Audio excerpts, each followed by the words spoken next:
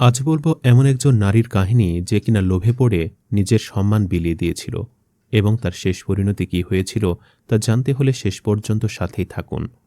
অনেক পুরনো সময়ের কথা। আরবের মরুভূমির বুকে গড়ে উঠেছিল একটি ছোট্ট জনপদ। সেখানকার মানুষগুলো ছিল বেশ সাদাসিধে, অল্পে তুষ্ট এবং সাধারণ জীবনযাপনে অভ্যস্ত।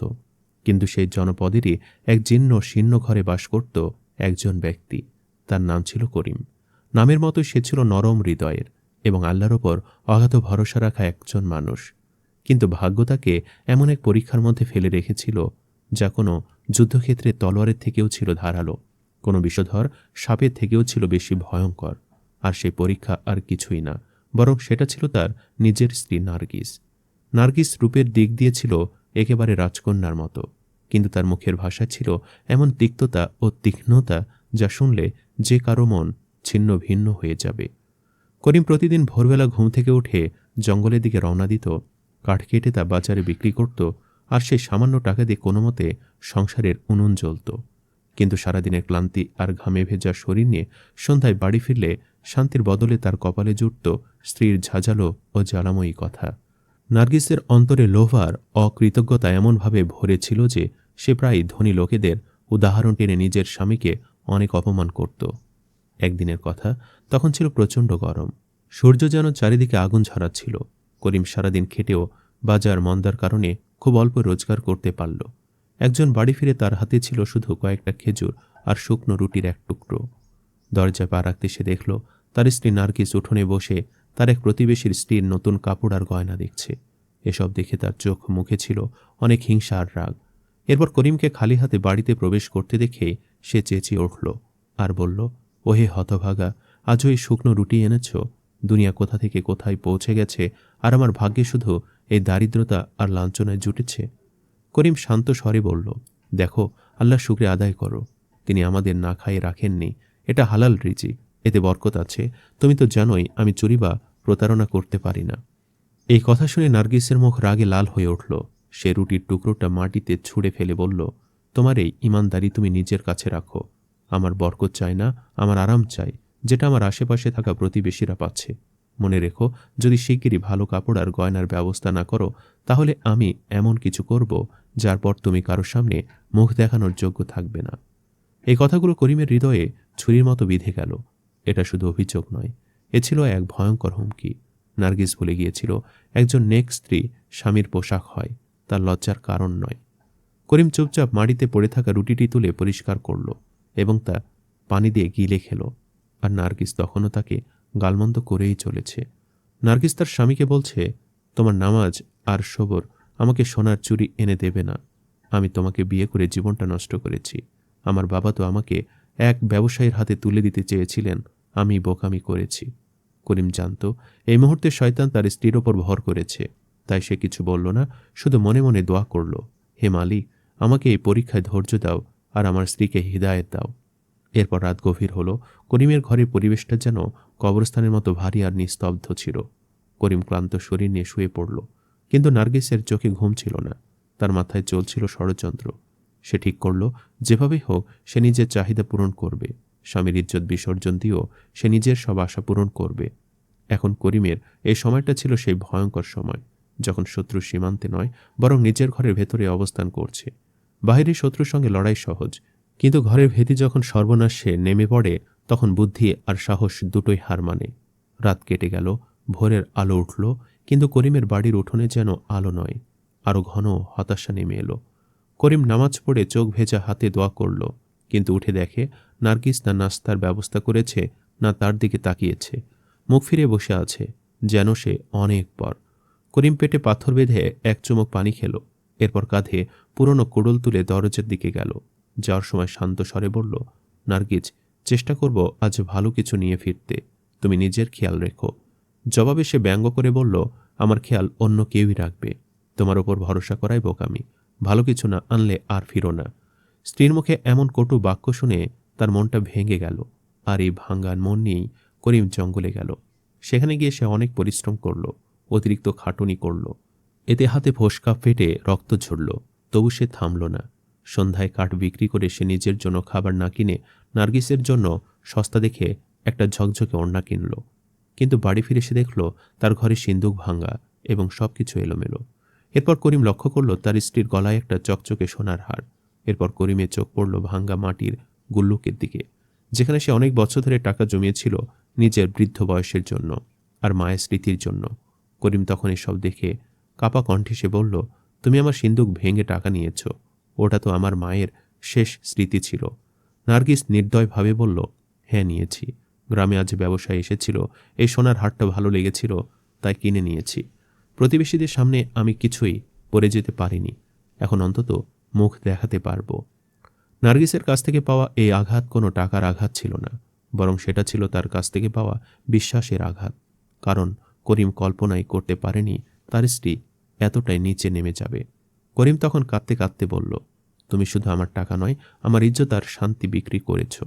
কিন্তু নার্গিস চেঁচিয়ে উঠল আর বলল, কান্নাকাটি বন্ধ করো, আর যদি পুরুষ হয়ে থাকো তাহলে উপার্জন করো। সে রাতটা করিম না খেয়েই কাটালো, আর বাহিরে এসে আকাশের দিকে তাকিয়ে শুধু বলল, হে রব, যখন নিজের আপনজনরাই শত্রু হয় তখন মানুষ কোথায় আশ্রয় নেবে। কিন্তু গল্প এখানে শেষ নয়। নার্গিসের লোভ তখনও শেষ হয়নি। পরদিন সে এমন এক ষড়যন্ত্রে নামল যা করিমের অবশিষ্ট সম্মানও ধ্বংস করে দিতে চলেছিল। নার্গিস ঠিক করে ফেলেছিল যে এবার সে করিমকে বাধ্য করবে এমন কিছু করার জন্য যা সে জীবনে কখনো করেনি, অর্থাৎ মানুষের সামনে তাকে হাত পাতাবে কিংবা সুদের জালিয়াতির খপ্পরে ফেলবে। পরের সকালে সে এমন একটি পরিকল্পনা বাস্তবায়ন করতে যাচ্ছিল যা করিমের শেষ সম্মানটুকু নষ্ট করে ফেলবে। এবং পরদিন সকালবেলা সূর্যের আলো চারিদিকে ছড়িয়ে পড়তেই তার শয়তানি পরিকল্পনা শুরু হয়ে গেল। করিম সকালবেলা জঙ্গলে যাওয়ার উদ্দেশ্যে জুতা পরছিল। তখনই নার্গিস দরজায় দাঁড়িয়ে তার পথ বন্ধ করল। তার চোখে এমন এক নিষ্ঠুরতা ছিল যা কোনো ফাঁসি দেওয়ার দারোগার চোখে দেখা যায়।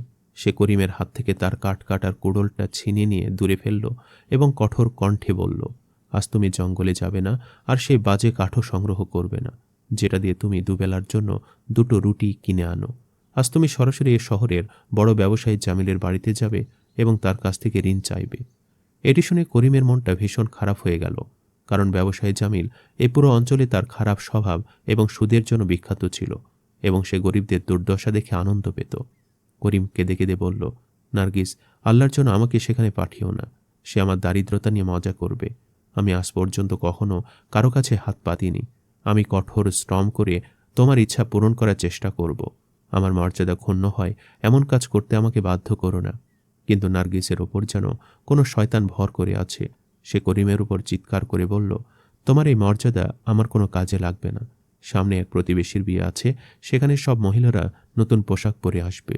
যদি তুমি আজ সন্ধ্যা পর্যন্ত ব্যবসায়ী জামিলের কাছ থেকে টাকা না নিয়ে আসো, তাহলে আমি সবার সামনে বলবো যে আমার স্বামী একজন ছোট লোক, যে তার স্ত্রীর ছোট্ট ইচ্ছাটুকু পূরণ করতে পারছে না, এবং তারপর আমি এই বাড়ি ছেড়ে চলে যাব। এই কথা শুনে করিমা নিজের চোখের পানি ধরে রাখতে পারে না। একজন মানুষের জন্য এর চেয়ে বড় অপমান আর কি হতে পারে। এবার বাধ্য হয়ে করিম সেই সুদের ব্যবসায়ী জামালের বাড়ির উদ্দেশ্যে রওনা হলো। এবার যখন করিম জামিলের বাড়িতে গিয়ে পৌঁছালো, তখন সেখানে আগে থেকেই অনেক লোক ছিল। তখন দারোয়ান তাকে ধাক্কা দিয়ে দূরে দাঁড় করালো। করিম ঘন্টার পর ঘন্টা রোদে দাঁড়িয়ে রইল। তার ঠোঁট শুকিয়ে গেল, মাথা ঘোরাতে শুরু করল। যখন জামিল বাহিরে এলো, করিম কাপা ঠোঁটে বলতে শুরু করল। জামিল তখন জোরালোভাবে হেসে ভরা মজলিসে সবাইকে শুনিয়ে বলল, আরে সবাই দেখো, এই তো সেই করিম যে বড় বড় ইমানদারির কথা বলতো, আজ নিজের স্ত্রীর শখ পূরণ করতে ভিখারির মতো আমার দরজায় দাঁড়িয়েছে। সেখানে উপস্থিত লোকেরা হেসে উঠল। করিম লজ্জায় মাথা ঝুঁকিয়ে মাটিতে লুটিয়ে পড়ল। সেই মুহূর্তে তার মনে হলো তার আত্মা যেন মরে গেছে। জামিল কয়েকটি টাকার নোট করিমের দিকে এমনভাবে ছুড়ে দিল যেন কুকুরের সামনে হাড় ছোড়া হচ্ছে। করিম মাটি থেকে টাকা তুলল এবং নিজের মুঠোয় নিল। আসলে ওগুলো টাকা ছিল না, ওগুলো ছিল তার সম্মানের ছাই। এরপর করিম বাড়ি ফিরে এলো এবং টাকাগুলো নার্গিসের হাতে দিল। সেই সময় তার চোখে এমন এক শূন্যতা ছিল যা চিৎকার করে বলছিল, আজ তুমি তোমার স্বামীকে হত্যা করেছ। কিন্তু নার্গিস খুশি হয়ে টাকা গুনতে গুনতে বলল, দেখলে, আমি তো বলেছিলাম তোমার টাকা আনার উপায় আছে। তুমি ইচ্ছাকৃতভাবে কৃপণতা করছো। সে একবারও করিমের হতাশ মুখ বা তার চোখে জমে থাকা কষ্টটাকে দেখল না। করিম নিঃশব্দে সেখান থেকে উঠে এলো এবং বাড়ির পেছনের অন্ধকার ঘরে গিয়ে বসল, যেখানে সে প্রায় একা কাঁদত। আজ তার সহ্য সীমা শেষ। কিন্তু ভাগ্য তার জন্য আরও এক বড় ধাক্কা রেখেছিল। যে জামিলের কাছ থেকে সে টাকা এনেছিল সে কখনো উপকার করে ভুলে যাওয়ার মানুষ নয়, বরং করিমের অসহায়কে কাজে লাগিয়ে সে এমন কিছু চেয়েছিল যা করিমের জীবন চিরতরে ধ্বংস করতে পারত। এদিকে নার্গিস পরবর্তী পদক্ষেপের পরিকল্পনা করছিল। অন্ধকার ঘরে বসে করিম নিজের অস্তিত্ব আঁকড়ে ধরার চেষ্টা করছিল। তার অবস্থা সে পাখির মতো ছিল যার ডানা কেটে দেওয়া হয়েছে, কিন্তু তাকে উঁচুতে ওড়ার জন্য তাড়ানো হচ্ছে। বাইরে নার্গিসের পায়েলের ঝনঝন এবং গুনগুন করার শব্দ আসছিল, যা করিমের ক্ষতে নুন ছিটানোর মতো কাজ করছিল। যে নারীর জন্য সে জীবনের সবচেয়ে মূল্যবান জিনিস, নিজের সম্মান, বাজারে বিক্রি করেছিল, সে নারী তখন আয়নার সামনে বসে নিজেকে দেখে আনন্দে মগ্ন। নার্গিস সেই টাকা দিয়ে শুধু ঝলমলে পোশাকই কেনেনি, হাত পা সাজানোর জন্য মেহেদি এবং চুড়িও এনেছে। সাজগোজ শেষ করে সন্ধ্যায় সে উঠোনে বের হলো। এরপর করিমের ঘরে দরজা লাথি মারল এবং গর্বের সঙ্গে বলল, এ অভাগা, বাইরে বের হয়ে দেখ, আমি কি কোনো নবাবের বেগমের থেকে কম দেখাচ্ছি? আজ বিয়েতে গেলে সবাই অবাক হয়ে আমার দিকে তাকাবে। সাবধান, ওখানে এসে তুই আবার কাদো কাদো মুখ দেখিয়ে থাকিস না। তুই ঘরেই থাকো, ঘর পাহারা দে। করিম ধীরে ধীরে তার ঘর থেকে বের হলো। তার চোখ ফুলে গেছে, মুখ ফ্যাকাশে হয়ে গেছে। সে একবার নার্গিসের দিকে তাকালো। তার স্ত্রীকে সুন্দর দেখাচ্ছিল, কিন্তু সে সৌন্দর্যের আড়ালে লুকানো কুৎসিত হৃদয়টি করিম স্পষ্ট দেখছিল। ক্লান্ত কণ্ঠে সে বলল, নার্গিস, আমি কোথাও যাব না। আমার আর হাঁটার শক্তি নেই। আল্লাহর দোহাই, তাড়াতাড়ি ফিরে এসো। আমার মনটা অশান্ত, মনে হচ্ছে কিছু খারাপ ঘটবে। নার্গিস এসে বলল, তোমার মন সবসময় অশান্ত থাকে। ভীত মানুষ, আমি দেরি করব। ওখানে ভালো করে খাওয়া দাওয়া করব। তোমার ঘরে শুকনো টুকরো ছাড়া কিছু নেই। এই কথা বলে সে তার প্রতিবেশীদের সঙ্গে চলে গেল। এদিকে করিম একা পড়ে রইল। ক্ষুধার জ্বালায় সে অনেক কাতরাচ্ছিল। কিছুক্ষণ পর তার দরজায় জোরে ধাক্কা পড়ল। তখন ভয়ে করিম দরজা খুলল। তখন সে দেখল দরজার সামনে দাঁড়িয়ে আছে জামিলের কর্মচারী মুন্সি। তার হাতে মোটা কাগজ, পাশে আছে দুইজন শক্তপোক্ত লাঠিয়াল। মুন্সি করিমকে ধাক্কা দিয়ে মাটিতে ফেলে দিল, আর সে কাগজটা মুখ মেরে চিৎকার করে বলল, শোনো কাঙ্গাল, সাহেব বলেছেন যে টাকা নিয়েছিস তা হলো ঋণ, আর সেই ঋণের জামানত হিসেবে এই কাগজ নেওয়া হয়েছে। আগামী জুম্মা পর্যন্ত টাকা না দিলে এই বাড়ি আমাদের সাহেবের হয়ে যাবে। এই নে তার বন্ধকনামা। টাকা নেওয়ার সময় অজ্ঞান অবস্থায় তুই আঙ্গুলের ছাপ দিয়েছিস।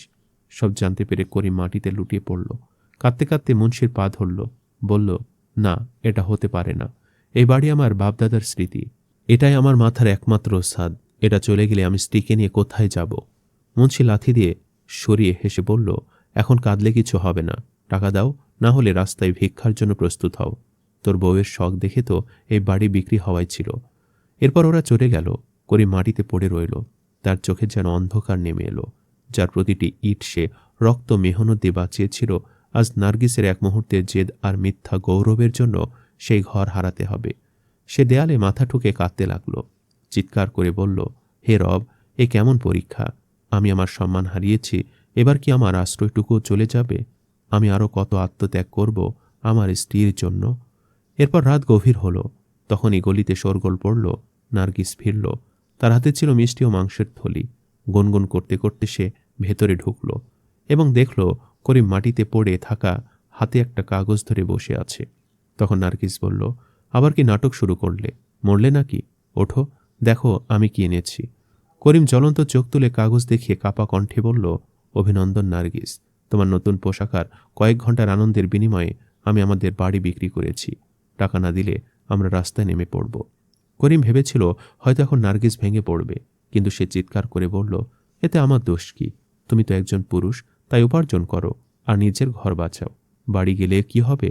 আমি এমনিতেও এই বন্দি জীবনে বিরক্ত হয়ে গেছি। এই কথা বলে সে ঘরে চলে গেল। করিম খোলা আকাশের নিচে বসে রইল। সে রাত সে সিদ্ধান্ত নিল আর কাঁদা চলবে না। পরদিন সে ঘরের বাকি সব জিনিসপত্র, এমনকি নিজের কাপড় বাসন, সব পটলিতে বেঁধে বাজারে নিয়ে গেল। এরপর নার্গিস ঘুম থেকে জেগে পুরো ঘর খালি দেখে রাগে লাল হয়ে চেঁচিয়ে বলল, তুমি কি করছো? আমার রান্না ঘরের সব বাসনগুলো কোথায়? করিম এই প্রথমবার তার স্ত্রীর চোখে চোখ রেখে কঠিন কণ্ঠে বলল, এগুলো কোনো বাসন নয়, বরং এগুলো আমার চামড়া, যা আমি নিয়ে যাচ্ছি যেন তোমার মাথার ওপর ছাদ থাকে। আর যদি একবারও তুমি এ নিয়ে অভিযোগ করো, তাহলে আমি ভুলে যাব তুমি আমার স্ত্রী। এই বলে করিম পটলি নিয়ে চলে গেল। আসলে সেগুলো ছিল তার মায়ের স্মৃতি, যা তিনি মৃত্যুর সময় করিমকে দিয়ে গিয়েছিলেন আর বলেছিলেন, বাবা, যখনই তোর খুব খারাপ সময় আসবে তখন এগুলো বিক্রি করে নিজের ইজ্জত বাঁচাবি। আজ ঠিক সেই সময় এসে গিয়েছিল, কিন্তু করিমের মনে হচ্ছিল সে যেন তার মাকে বিক্রি করতে যাচ্ছে। বাজারে পৌঁছে সে যখন এক পুরনো দোকানে থামল এবং কাঁপতে থাকা হাতে সেই বাসনের পুটলিটা খুলল, তখন দোকানদার ভীষণ অবজ্ঞার চোখে জিনিসগুলো দেখল এবং তাচ্ছিল্য করে বলল, করিম মিয়া, এখন তো ঘরের বাসনপত্র বিক্রি করার দিন এসে গেছে। শুনেছি তোমার বউয়ের শখ নাকি বড় নবাবী। এ কথা শুনে করিম লজ্জায় মাথা নুয়ে ফেলল। ধীর কণ্ঠে বলল, ভাই, আমাকে খোঁচা দিও না, শুধু ঠিকঠাক দামটা দাও, একটা ঋণ শোধ করতে হবে। দোকানদার তার অসহায়তার সুযোগ নিয়ে সেই দামি বাসনগুলোর দাম মাটির দামে নামিয়ে দিল। করিম জানত এটা অন্যায়, কিন্তু সে আর কী বা করতে পারত। নীরবে কয়েকটা টাকা নিয়ে চোখের জল মুছতে মুছতে সোজা জামিলের বাড়ির দিকে রওনা দিল। সেখানে পৌঁছে সে টাকাগুলো জামিলের কর্মচারীর টেবিলে রেখে হাত জোড় করে বলল, এই নিন সুদের টাকা, এবার তোমার ঘরটাকে আমাকে থাকতে দিন। কর্মচারী টাকা গুনে এক ধূর্ত হাসি হেসে বলল, আরে করিম, এটা তো শুধু গত মাসের সুদ, আসল টাকা তো যেমন ছিল তেমনই আছে। আর শোনো, সাহেব বলেছেন পরের বার টাকা আনতে দেরি হলে শুধু ঘর নয়, তোমার সেই সুন্দর বউয়ের গয়নাগুলো খুলে নেওয়া হবে। করিমের সারা শরীরে আগুন জ্বলে উঠল, কিন্তু সে চুপই রইল, কারণ গরিবের রাগ শেষ পর্যন্ত তাকেই পোড়ায়। সে খালি হাত আর দুঃখভরা মন নিয়ে ফিরে এলো, কিন্তু সে জানত না, যখন সে নিজের ইজ্জত বাঁচাতে বাজারে অপমানিত হচ্ছিল, ঠিক সেই সময় তার ঘরে শয়তান নতুন খেলা শুরু করেছে। করিমের অনুপস্থিতিতে জামিল তার এক পুরনো ও ধূর্ত দাসীকে নার্গিসের কাছে পাঠিয়েছিল। সেই দাসী, যার মুখে ছিল নিরীহতার মুখোশ আর মন ভরা ছিল বিষ, সে নার্গিসের পাশে বসে মিথ্যা সহানুভূতি দেখিয়ে বলল, তুমি কোথায় এই ফকিরের সঙ্গে থেকে নিজের যৌবন নষ্ট করছো? তোমার তো কোনো প্রাসাদের রানী হওয়া উচিত ছিল। জামিল সাহেব তো তোমার কথা বলতে বলতে প্রায় ক্লান্ত। তিনি বলেন, যদি নার্গিসের মতো বুদ্ধিমান নারী তার কাছে থাকত, তবে তিনি তাকে চোখের মণি করে রাখতেন। দারিদ্র্যে অতিষ্ঠ নার্গিস এসব কথা শুনে গলে যেতে লাগল। তার চোখে লোভের ঝিলিক ফুটে উঠল। সে আগ্রহ ভরে জিজ্ঞেস করল, সত্যি কি জামিল সাহেব আমার সম্পর্কে এমন কিছু বলেন? কিন্তু আমি কী বা করতে পারি? আমার কপালে তো এই কাঠুরেটাই লেখা। সে দাসী ধীরে বলল, কপাল বদলানো তো নিজের হাতেই বোন। সাহেব বলেছেন, কখনো যদি টাকার বা কাপড়ের দরকার হয়, নির্দ্বিধায় তার বাড়িতে চলে যাবে, তার দরজা সবসময় খোলা। করিমকে জানানো দরকার নেই, পুরুষরা তো এমনিতে সন্দেহ করে। এই বিষ ঢেলে দিয়ে সেই দাসী চলে গেল, কিন্তু নার্গিস আর আগের নার্গিস রইল না। এখন তার মাথায় শুধু জামিলের বাড়ির স্বপ্ন। সন্ধ্যায় করিম ক্লান্ত ও ক্ষুধার্ত হয়ে বাড়ি ফিরিয়ে দেখল চুলা জ্বলেনি, আর নার্গিস আয়নার সামনে বসে চুলা আঁচড়াচ্ছে। করিম নরম গলায় বলল, নার্গিস, কিছু খাবার আছে? সকাল থেকে শুধু পানি খেয়েছি। নার্গিস ফিরে না তাকিয়েই রুক্ষভাবে বলল, ঘরে রান্নার কিছু থাকলে তো রান্না করতাম। বাসনি যখন বেঁচে দিয়েছ, রান্না করব কিসে? আর আমি তোমার চাকরানি নই যে দিনরাত রান্না করব। যাও, কোথাও থেকে ভিক্ষা করে খাও। করিমের মনটা তখন ভেঙে চুরমার হয়ে গেল। সে রাতে তার ঘুম এলো না। উঠোনে শুয়ে আকাশের তারার দিকে তাকিয়ে সে ভাবতে লাগল, আর ভালোবাসায় কোথায় ঘাটতি ছিল? কেন তার এই ত্যাগ এই নারী দেখতে পেল না? অন্যদিকে নার্গিস জেগেছিল, কিন্তু অন্য কারণে। সে ভাবছিল, করিমের সঙ্গে থেকে সে শুধু অপমানই পেয়েছে, অথচ জামিলের আরাম আর সম্পদ তার অপেক্ষায়। সে ঠিক করল, পরদিন করিম জঙ্গলে গেলে সে চুপি চুপি জামিলের বাড়িতে যাবে। পরদিন ভোরে করিম উঠে পড়ল, মুখে অদ্ভুত বিষণ্ণতা। যাওয়ার সময় সে অনেকক্ষণ নার্গিসকে ঘুমন্ত অবস্থায় দেখল, যেন এটাই শেষ দেখা। সে ধীরে নার্গিসের মাথায় হাত রেখে ফিসফিস করে বলল, আল্লাহ তোমাকে হিদায়েত দিক। নার্গিস, আমি জীবন দিয়েও তোমাকে সুখী করতে চাই। নার্গিস ঘুমের মধ্যে ঝটকা দিয়ে তার হাত সরিয়ে দিল। করিম গভীর দীর্ঘশ্বাস ফেলে জঙ্গলে চলে গেল। করিম চোখের আড়াল হতে নার্গিস উঠে পড়ল। সে সুন্দর পোশাক পরল, সামান্য আতর লাগালো, আর ঘোমটা টেনে বেরিয়ে পড়ল। তবে বাজারের দিকে নয়, বরং জামালের বাড়ির দিকে। নার্গিস ভাবছিল সে তার সুখের দিকে যাচ্ছে, অথচ সত্যি বলতে সে যাচ্ছিল সোনার শিকের খাঁচার দিকে, যেখানে সম্মানের বাতাস নেই। জামিলের বাড়িতে পৌঁছালে দারোয়ান তাকে চিনে ফেলল এবং ঢুকতে দিল।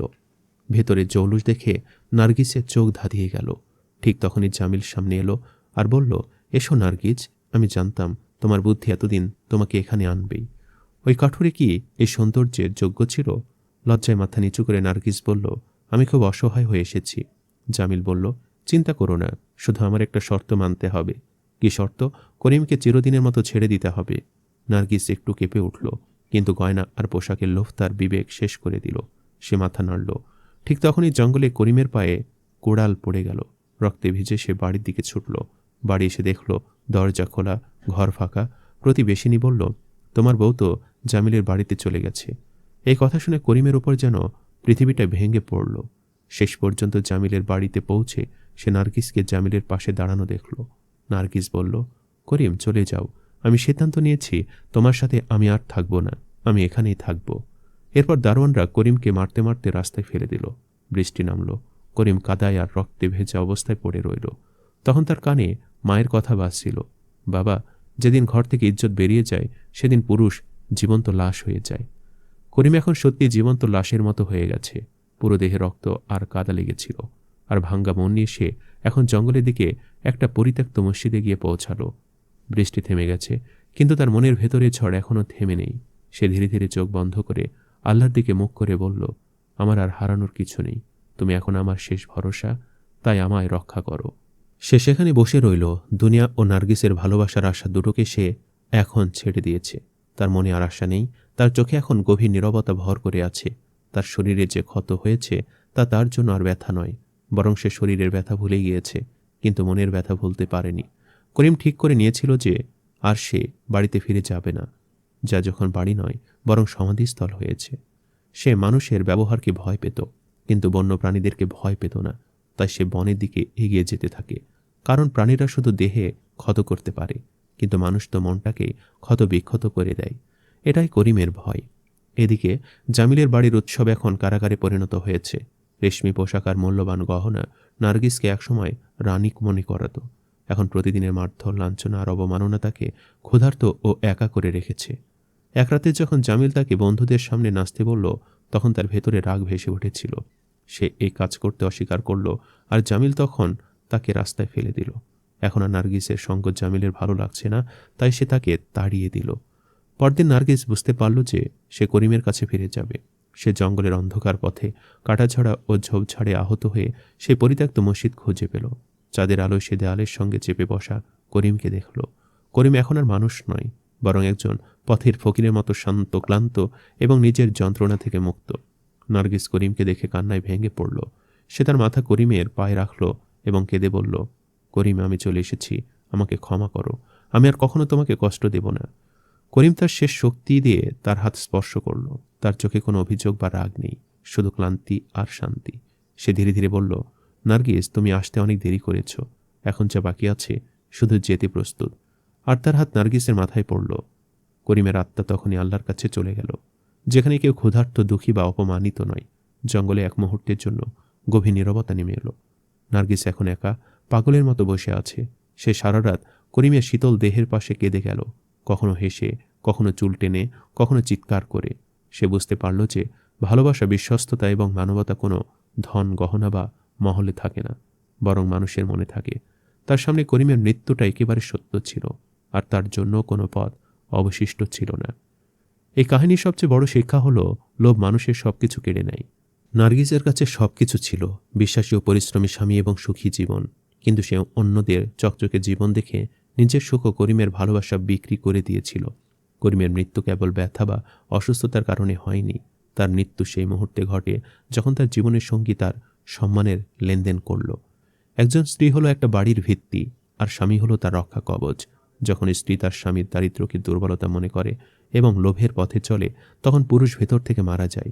বাড়ি, ধন বা মহল আবার তৈরি করা যায়, কিন্তু ভাঙ্গা মন, সম্মান এবং হারানোর সময় আর ফিরে আসে না। এই গল্প থেকে আমরা শিখি যে নিজের জীবন সঙ্গীর হাত সেই সময় শক্ত করে ধরতে হবে যখন সে খালি হাতে থাকবে। আর এটাই হলো জীবনের আসল পরীক্ষা, যেখানে ভালোবাসা ও বিশ্বস্ততার প্রকৃত মান পরিমাপ হয়। আল্লাহ আমাদের সবাইকে লোভ থেকে রক্ষা করুক এবং মহান রাব্বুল আলামিন আমাদের সবাইকে উত্তম হেদায়েত দান করুক। আমিন।